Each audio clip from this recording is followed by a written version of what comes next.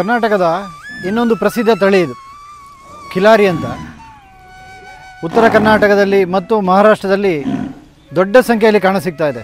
ಅಲ್ಲಿಯ ನೀರಾವರಿ ಪ್ರದೇಶದಲ್ಲಂತೂ ಇದರ ಹೋರಿಗಳಿಗೆ 2 ಲಕ್ಷ 3 ಲಕ್ಷ ಬೆಲೆ ಬಾಳುವಂಥ ಖಿಲಾರಿಗಳಿದೆ. ಅಲ್ಲಿ ಎತ್ತಿನ ಬಂಡಿ ಓಟ ಅಥವಾ ಹೋರಿಗಳ ಓಟಕ್ಕೆ ಇದು ತುಂಬ ಫ್ಯಾನ್ಸಿಯಾಗಿ, ಅಂದರೆ ಗೌರವವಾಗಿ, ಅತ್ಯಂತ ಪ್ರತಿಷ್ಠೆಯ ಸಂಕೇತವಾಗಿ ಈ ಹೋರಿಗಳನ್ನು ಸಾಕುವರಿದ್ದಾರೆ. ಖಿಲಾರಿ ಅಂತ ಮೂಲ ಹಳ್ಳಿಕಾರಿಂದ ಬೆಳೆದು ಬಂದಂಥ ತಳಿ ಇದು. ಉತ್ತಮ ಕೆಲಸಗಾರ ತಳಿ.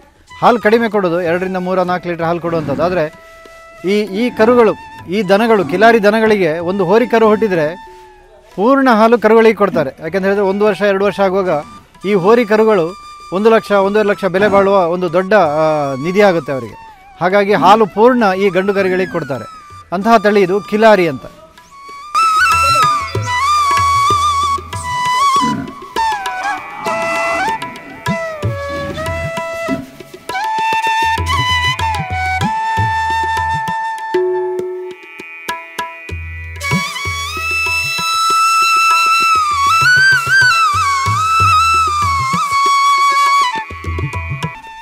ಕೃಷ್ಣಾ ತೀರ ಅಂತ, ಕೃಷ್ಣಾ ನದಿಯ ಪಕ್ಕದಲ್ಲಿ, ಅಂದರೆ ಮಹಾರಾಷ್ಟ್ರದಿಂದ ಕರ್ನಾಟಕ ಆಗಿ ಆಂಧ್ರ ಪ್ರದೇಶಕ್ಕವರೆಗೆ ಇದ್ದಂತಹ ತಳಿ ಇದು.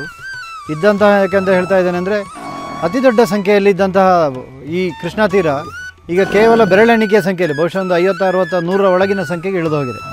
ಕೃಷ್ಣಾ ನದಿಯ ವಿಶೇಷವಾದ ಕಲ್ಲು ಮಣ್ಣಿನ ಭೂಮಿಯಲ್ಲಿ ಉಳುಮೆ ಮಾಡಲಿಕ್ಕೆ ಬೇಕಾಗಿಯೇ ಬೆಳೆದಂತಹ ತಳಿ ಇದು. ಉತ್ತಮವಾಗಿ ಹಾಲು ಕೊಡುತ್ತೆ. 6 ರಿಂದ 8 ಲೀಟರ್ ಹಾಲು ಕೊಡುವ ಕಾರ್ಯಕ್ಷಮತೆ. ಅದಕ್ಕಿಂತ ಹೆಚ್ಚಾಗಿ ಹೋರಿಗಳನ್ನಲ್ಲಿ ಉಳುಮೆಗಾಗಿ ಬಳಸಿದಂಥ ತಳಿ. ಕೃಷ್ಣಾ ತೀರ ನಮ್ಮ ಇತ್ತೀಚಿನ ದಿವಸಗಳಲ್ಲಿ ವಿನಾಶದ ಅಂಚಿಗೆ ಈಗಾಗಲೇ ಹೋಗಿ ಆದ ತಳಿ ಇದು. ಕೃಷ್ಣಾ ತೀರ ಅಂದರೆ ದೊಡ್ಡ ಸಂಖ್ಯೆಯಲ್ಲಿ ಕಾಣ್ತಾ ಇರೋದು ಈಗಲೂ ಕೂಡ ಕರ್ನಾಟಕದಲ್ಲಿ. ಆದರೆ ಆಂಧ್ರದಲ್ಲಿ ಕೂಡ ಒಂದಷ್ಟು ಕಾಣಬಹುದು. ಮಹಾರಾಷ್ಟ್ರದ ಕೃಷ್ಣಾ ನದಿಯ ಪಕ್ಕದಲ್ಲಿ ಕೂಡ ಕಾಣಲಿಕ್ಕೆ ಸಾಧ್ಯತೆ ಇದೆ. ದೊಡ್ಡ ಸಂಖ್ಯೆಯಲ್ಲಿ ಬಾಗಲಕೋಟೆ, ಮುಧೋಳ, ರಾಯಚೂರು ಜಿಲ್ಲೆಗಳ ಕೃಷ್ಣಾ ನದಿಯ ಆಜುಬಾಜಿನಲ್ಲಿ ಕಾಣ್ತಾ ಇದ್ದಂಥ ತಳಿ ಇದು ಕೃಷ್ಣಾ ತೀರ. ಇದರ ನೀವು ತೆಗಿಬೇಕಾದ ಒಂದು ಕಣ್ಣು, ಒಂದು ಕಿವಿಯ ಒಳಗಿನ ಭಾಗ ಮತ್ತು ಮೂತಿ ಅದಷ್ಟು ಕಪ್ಪಿರಬೇಕಂತ ಲೆಕ್ಕ. ಅದು ಹೌದು, ಕಾಗೆ ಕಣ್ಣಿನ ದನ ಅಂತಲೇ ಹೇಳ್ತಾರೆ. ಅದೇ ಹೇಳಿಕ್ಕೆ ಬರ್ತದೆ, ಬೇಕಾದ್ರೆ ಹೇಳಿಬಿಡ್ತೇನೆ ನಾನು ಪುನಃ, ನೀವು ಅದನ್ನು ತಗೊಂಡ್ಬಿಡಿ. ಕಿವಿಯ ಒಳಗೆ ಕೆಳಗಿನ ಭಾಗದಲ್ಲಿ ಕಪ್ಪಿರುತ್ತೆ, ಕಣ್ಣು ಕಪ್ಪಾಗಿರುತ್ತೆ ಮತ್ತು ಮುಖ ಅದಷ್ಟು ಕಪ್ಪಿರಬೇಕು ಆ ಕೃಷ್ಣಾ ತೀರದ ಮೂಲ ತಳಿಗೆ.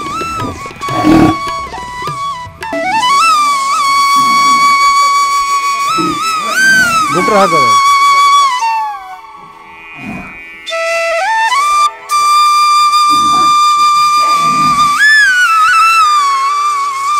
ಕರ್ನಾಟಕದ ಪ್ರಮುಖವಾಗಿ ಉತ್ತರ ಕರ್ನಾಟಕದ ನಾಡತಳಿ ಇದು. ಜವಾರಿ ಅಂತ ಹೇಳ್ತಾರೆ. ಕರಾವಳಿ ಮಲೆನಾಡು ಪ್ರದೇಶದ ಮಲೆನಾಡು ಗಿಡ್ಡ ಸ್ವಲ್ಪ ದೊಡ್ಡದು ಬರುತ್ತೆ. ಇನ್ನೂ ಶುದ್ಧ ತಳಿ ಅಂತ ರೆಕಾಗ್ನೈಸ್ ಆಗಿಲ್ಲ. ಇದು ರಾಷ್ಟ್ರೀಯ ಮಟ್ಟದ ತಳಿಯ ಸಾಲಿಗೆ ಇನ್ನೂ ಬಂದಿಲ್ಲ. ಆದರೆ ಉತ್ತರ ಕರ್ನಾಟಕದಲ್ಲಿ ದೊಡ್ಡ ಸಂಖ್ಯೆಯಲ್ಲಿರುವಂತಹ ತಳಿಗಳಿದೆ. 5 ರಿಂದ 6 ಲೀಟರ್ ಹಾಲು ಕೊಡುತ್ತೆ. ತುಂಬ ಚೆನ್ನಾಗಿ ಕೆಲಸ ಮಾಡುತ್ತೆ. ಅಂದರೆ ರೈತನಿಗೆ ಅತ್ಯಂತ ಕನಿಷ್ಠ ಖರ್ಚಿನಲ್ಲಿ ಸಾಕಲಿಕ್ಕಾಗುವಂಥ ತಳಿ ಇದು. ಜವಾರಿ ಅಂತ ಉತ್ತರ ಕರ್ನಾಟಕದ ತಳಿ ಇದು.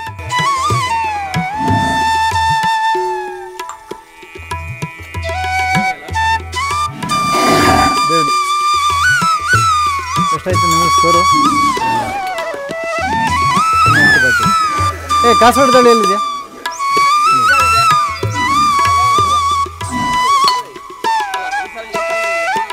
ಇದರಲ್ಲಿ ಯಾವುದೂ ಇಲ್ಲ ಇನ್ನು. ಕೇರಿಗಾರ ಎಲ್ಲಿ ಕಟ್ತೀಯ? ಕೇರಿಗಾರ ರೆಡ್ ಸಿಂಧಿ ಅಂತ ಅಥವಾ ಲಾಲ್ ಸಿಂಧಿ ಅಂತ ಹಿಂದಿಯಲ್ಲಿ ಹೇಳ್ತಾರೆ. ಈಗ ಇದರ ಮೂಲ ಪಾಕಿಸ್ತಾನದಲ್ಲಿದೆ. ಭಾರತ ಪಾಕಿಸ್ತಾನದ ಮೂಲ ತಳಿ ಇದು.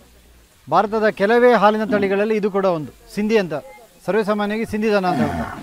ಒಂದು ದಿವಸಕ್ಕೆ 10 ರಿಂದ 15 ಲೀಟರ್ ಹಾಲು ಕೊಡುವ ಕ್ಷಮತೆ ಇರುವಂಥದ್ದು. ಪ್ರಮುಖವಾಗಿ ದೇಶದಲ್ಲಿ ಇರುವಂತಹ ಸಿಂಧಿ ದನಗಳಿದು. ಭಾರತ ದೇಶದಲ್ಲಿ ಬೆರಳೆಣಿಕೆಯ ಸಂಖ್ಯೆಗೆ ಇಳಿದೋಗಿದೆ. ಈ ತಳಿಗಳ ಸಂಖ್ಯೆ ಭಾರತದಲ್ಲಿ ಬೆರಳೆಣಿಕೆಗೆ ಇಳಿದು ಹೋಗಿದೆ. ಭಾರತದ ಕೆಲವೇ ಗೋಶಾಲೆಗಳಲ್ಲಿ, ಉದಾಹರಣೆಗೆ ಒಂದು ಸಿಪ್ಲಿಮಾ ಅಂತ ಹೇಳುವ ಅಸ್ಸಾಮಿನಲ್ಲಿ, ಕಾಶ್ಮೀರದಲ್ಲಿ 2-3 ಗೋಶಾಲೆಗಳಲ್ಲಿ ಶುದ್ಧ ತಳಿಗಳು ದೊಡ್ಡ ಸಂಖ್ಯೆಯಲ್ಲಿದೆ. ಬೆಂಗಳೂರಿನ ಹತ್ತಿರ ಹೊಸೂರಲ್ಲಿ ದೊಡ್ಡ ಸಂಖ್ಯೆಯಲ್ಲಿತ್ತು. ಆದರೆ ಅದು ಇನ್ಬ್ರೀಡಿಂಗ್ ಆಗಿ ಅದರ ಕ್ವಾಲಿಟಿ ತುಂಬ ಕಡಿಮೆಯಾಗಿ ಹೋಗಿದೆ. ಹಾಗಾಗಿ ವಿನಾಶದ ಅಂಚಿನಲ್ಲಿರೋ ಇನ್ನೊಂದು ತಳಿ ಇದು. ಆದರೆ ಅದೃಷ್ಟವಶಾತ್ ಪಾಕಿಸ್ತಾನದಲ್ಲಿ ದೊಡ್ಡ ಸಂಖ್ಯೆಯಲ್ಲಿ ಈಗಲೂ ಸಾಕುವರಿದ್ದಾರೆ ಇದನ್ನು. ಹಾಗೆ ಶುದ್ಧ ತಳಿ ಬೇಕಿದ್ರೆ ನಾವು ಪಾಕಿಸ್ತಾನದ ಸಿಂಧು ಪ್ರಾಂತಕ್ಕೆ ಹೋಗಿ ನೋಡಬೇಕು. ಸಿಂಧಿ ಅಂತ, ಲಾಲ್ ಸಿಂಧಿ ಅಂತ ಹೇಳ್ತಾರೆ ಅಥವಾ ರೆಡ್ ಸಿಂಧಿ ಅಂತಲೂ ಹೇಳ್ತಾರೆ.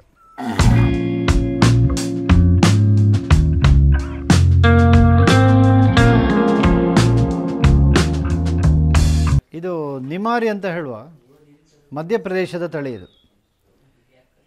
ಇದರ ಮೂಲ ಗೀರ್ ಮತ್ತು ಉತ್ತರ ಕರ್ನಾಟಕದ ಅಥವಾ ಮಹಾರಾಷ್ಟ್ರದ ಕಿಲಾರಿ ತಳಿಗಳಿದೆ. ಅದೆರಡು ಮಿಶ್ರಣ ಆಗಿ ನೂರಾರು ವರ್ಷಗಳ ಹಿಂದೆ ಮಿಶ್ರಣ ಆಗಿ ಬಂದಂಥ ಒಂದು ಒಳ್ಳೆಯ ತಳಿ ಇದು. ತುಂಬ ಶಕ್ತಿಕಾರಿ ಕೆಲಸಗಳನ್ನು ಮಾಡುವಂಥ ಹೋರಿಗಳನ್ನು ಅಥವಾ ಎತ್ತುಗಳನ್ನು ಈ ತಳಿ ಕೊಡುತ್ತೆ. ಹಾಗೆ ಅಲ್ಲಿಯ ಸುತ್ತಮುತ್ತಲುಗಳ ತುಂಬ ದೊಡ್ಡ ಸಂಖ್ಯೆಯ ರೈತರು ಇದನ್ನು ತುಂಬ ಚೆನ್ನಾಗಿ ಸಾಕ್ತಾ ಇದ್ದಾರೆ. ಹಾಗೆ ಸಾಧಾರಣ ದಿವಸಕ್ಕೆ ಒಂದು 4-5 ಲೀಟ್ರ್ ಹಾಲು ಕೊಡುವ ಕಾರ್ಯಕ್ಷಮತೆ ಕೂಡ ಈ ತಳಿಗಿದೆ. ಯಾಕಂದರೆ ಗೀರಿನ ಅಂಶ ಇದೆ ಮತ್ತು ಕಿಲಾರಿ ಅಂಶ ಇದೆ. ಕಿಲಾರಿ ಅಂಶ ಇದ್ದ ಕಾರಣ ಒಳ್ಳೆಯ ಕೆಲಸ ಮಾಡುತ್ತೆ, ಗೀರಿನ ಅಂಶ ಇದ್ದ ಕಾರಣ ಒಳ್ಳೆಯ ಹಾಲು ಕೊಡುತ್ತೆ. ಹಾಗೆ ಒಂದು ಒಳ್ಳೆಯ ಉತ್ತಮವಾದ ಮಧ್ಯಪ್ರದೇಶದ ತಳಿ ಇದು. ನಿಮಾಡ್ ಪ್ರದೇಶ ಅಂತ ಇದೆ, ಹಾಗಾಗಿ ನಿಮಾರಿ ಅಂತ ಹೇಳುವ ಹೆಸರು ಬಂದಿದೆ. ನಿಮಾರಿ ಅಂತ ಹೇಳುವ ತಳಿ ಇದು.